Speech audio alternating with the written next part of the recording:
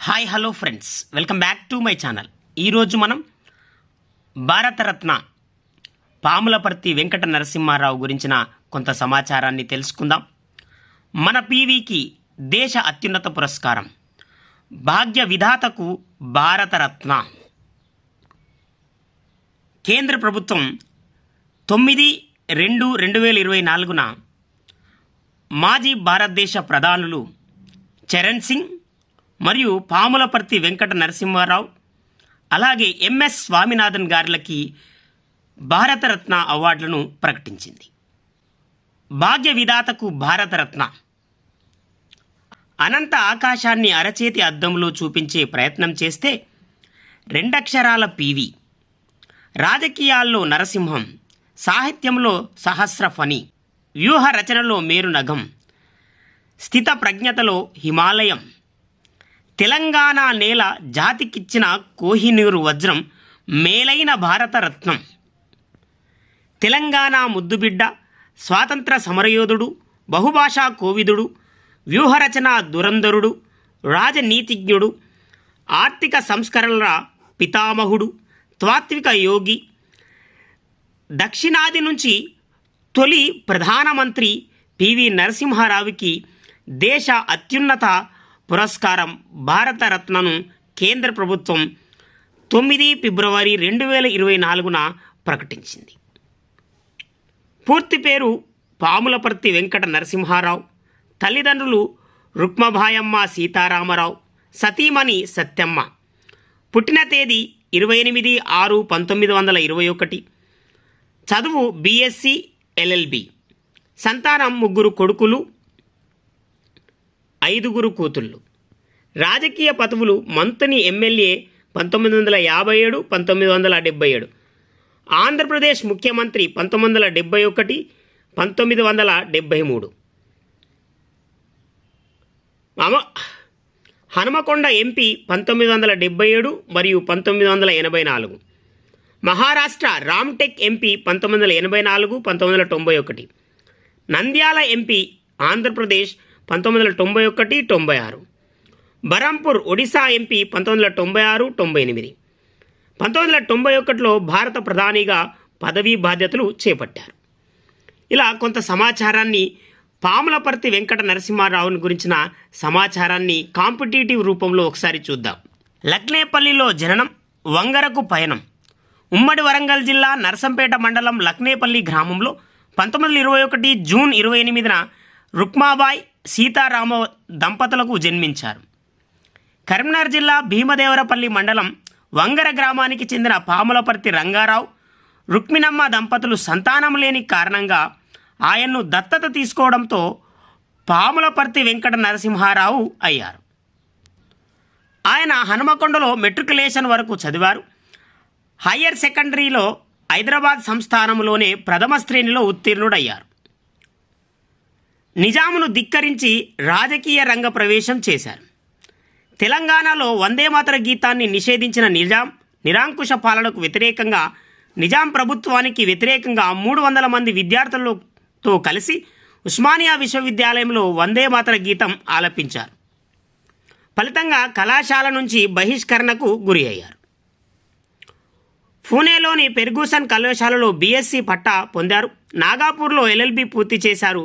విద్యార్థిగా ఉన్నప్పుడే 1938లో కాంగ్రెస్లో చేరిన ఆయన 1939లో త్రిపురలో జరిగిన జాతీయ కాంగ్రెస్ మహాసభలకు హాజరయ్యారు.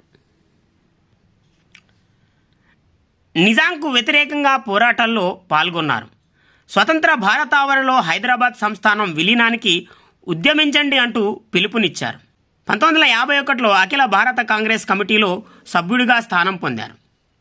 ఇక రాజకీయ ప్రస్థానాన్ని గనక మనం చూస్తే మంతని నుంచి ఎన్నికల బరిలోకి 1957లో తొలిసారి కాంగ్రెస్ అభ్యర్థిగా మంతని అసెంబ్లీ నియోజకవర్గం నుంచి పోటీ చేసి విజయం సాధించారు. ఆ తర్వాత 1962, 1967, 1972లోనూ గెలుపొందారు. వివిధ కాల వ్యవధుల్లో 9 ఏళ్ల పాటు ఉమ్మడి ఏపీలో న్యాయ, సమాచార, వైద్య, దేవాదాయ శాఖల మంత్రిగా పనిచేశారు. 1971లో పీవీని కాంగ్రెస్ అధిష్టానం ఉమ్మడి ఏపీ ముఖ్యమంత్రిగా నియమించింది. జాతీయ రాజకీయాల్లోకి ముఖ్యమంత్రిగా తక్కువ కాలమే కొనసాగిన ఆయన రాష్ట్ర రాజకీయాలకు గుడ్ బై చెప్పారు. 1977లో హన్మకొండ లోక్సభ స్థానం నుంచి గెలిచి జాతీయ రాజకీయాల్లోకి అడుగుపెట్టారు. మరోసారి 1980లో గెలిచారు. తర్వాత 1984-89 సంవత్సరాల్లో మహారాష్ట్రలోని రామ్టెక్ నుంచి ఎంపీగా ఎన్నికై కేంద్రంలో హోం, రక్షణ, విదేశీ వ్యవహారాలు, మానవ వనరుల అభివృద్ధి మంత్రిత్వ శాఖల బాధ్యతలను నిర్వర్తించారు. 1991 ప్రాంతంలో రాజకీయాల నుంచి తప్పుకోవాలని భావించిన మాజీ పీఎం రాజీవ్ గాంధీ హత్యానంతరం అనూహ్యంగా ప్రధాని పదవి చేపట్టారు. తర్వాత నంద్యాల నుంచి పోటీ చేసి బీజేపీ అభ్యర్థి బంగారు లక్ష్మణ్పై 5 లక్షల మెజారిటీతో గెలుపొందారు. దేశ అత్యున్నత పదవి చేపట్టిన తొలి తెలుగువాడిగా, దక్షిణ భారతీయుడిగా చరిత్రలో నిలిచిపోయారు. పివి సాహిత్య అభిలాషి కూడా. పివి కేవలం రాజకీయాల్లోనే కాదు, సాహిత్య రంగంలోనూ కూడా దిట్టే. భారతీయ తత్వశాస్త్రం, సంస్కృతిపై వ్యాసాలు, కవితలు, రాజకీయ వ్యాసాలు రాయడం ఆయనకిష్టం. గొల్ల రామవ్వ అనే నవలలో అలనాటి రజకార్ల అగడాలను కళ్ళ కట్టినట్టు చూపించారు. విశ్వనాథ సత్యనారాయణ రాసిన 1000 పడగలు అనే గ్రంథాన్ని సహస్రాఫన్ పేరుతో హిందీలోకి అనువదించారు. లక్షత్ కోన్ గేతోను తెలుగులోకి తర్జుమా చేశారు. మొత్తంగా 6 భాషల్లో రచనలు చేశారు. పివి టెక్నాలజీలో కూడా దిట్ట. దేశ రాజకీయాల్లో కంప్యూటర్ని అత్యధికంగా వినియోగించిన నేత. ఐబిఎం కంప్యూటర్, ల్యాప్టాప్ కూడా ఉండేది. కంప్యూటర్ లాంగ్వేజెస్ అన్నీ అప్పుడే నేర్చుకున్నారు. 1980 తర్వాత కాంగ్రెస్ ఎన్నికల మేనిఫెస్టోని ఆయన కంప్యూటర్లో రూపొందించినవే. ఈయన రాజకీయ జీవితంలో ఒక మచ్చ బాబ్రీ మసీదు కూల్చివేత సంఘటన. నిశ్శబ్దంగా దేశాన్ని మార్చిన మేధావి మన పివి. పివి బహుభాషావేత్తగా, రాజనీతిజ్ఞుడిగా, పరిశోధకుడిగా, దేశ రాజకీయాల్లో అపర చాణక్యుడిగా పేరు తెచ్చుకున్నారు. 1991 నుంచి 96 వరకు 5 ఏళ్ల పూర్తికాలం ప్రధానిగా పనిచేసిన పివి దేశాన్ని ఆర్థిక కష్టాల నుంచి బయటపడేసి ఆధునికత వైపు పరుగులు పెట్టించాడు. పివి సంస్కరణలతో భారత్ నేడు ప్రపంచంలోనే 5వ అతిపెద్ద ఆర్థిక వ్యవస్థగా నిలబడింది. ఎంతో ధైర్యంగా అప్పటి ఆర్థిక మంత్రి మన్మోహన్ సింగ్తో కలిసి ఆర్థిక సంస్కరణలకు శ్రీకారం చుట్టారు.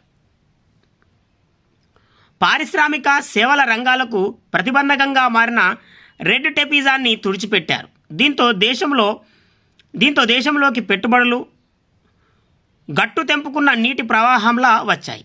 దేశీయ పెట్టుబడిదారులు కంపెనీలను స్థాపించారు. ఇక పివి నరసింహారావు జీవితంలో ఒకసారి విశేషాలను గనక మనం చూస్తే, దక్షిణ భారతదేశానికి చెందిన తొలి ప్రధానమంత్రి కావడం విశేషం.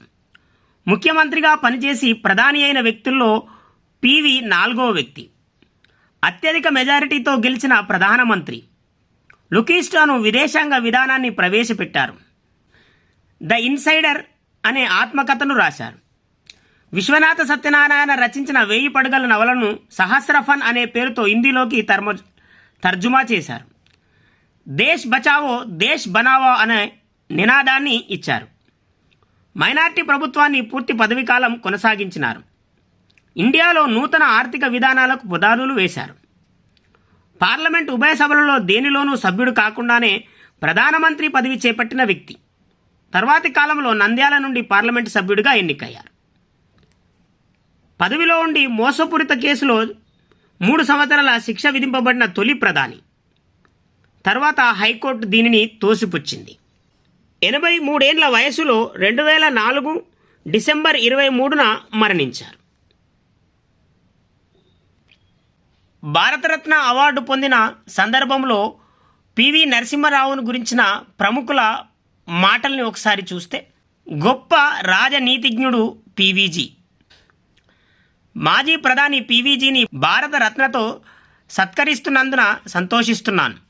విశిష్ట పండితుడు, రాజనీతిజ్ఞుడుగా ఆయన భారతదేశానికి వివిధ హోదాలలో విస్తృత సేవలు అందించారు.